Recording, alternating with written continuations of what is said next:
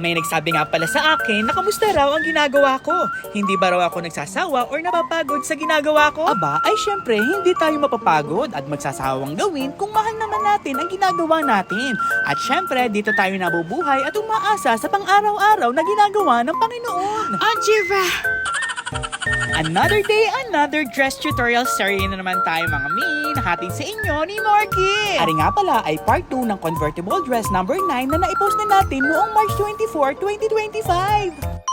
Halter dress before, ngayon naman lalaruin natin ng ibang design gamit ulit ang ring stainless steel. 4-strap full tool nga pala are mga mi. 2 straps sa likod at 2 straps sa harap. Ayan na nga, i-ribbon-ribbon ng maging bongacious ang likuran. Grabe, yan pa lang yun, pero napakaganda na rin na nagawa natin. What more pa sa mga susunod pa na tutorial. Ayan, kung makikita nyo ang sleeves nakataas, pwede nyo rin gawing nakababa, pa-off shoulder, at takpan ang inyong nanggigitatang leki-leki.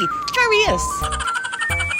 At syempre, huwag din natin kakalimutan na i-share ang ating videos kasi alam nyo na, the more sharing, the more blessings. At alam nyo yung blessings, syempre sa katapusan. O paano ba yung mga mi? Pa-follow na rin kasi yung iba sa inyo hindi pa nagpa-follow para sa marami pang dress tutorial serye na hatid sa inyo ni Marky.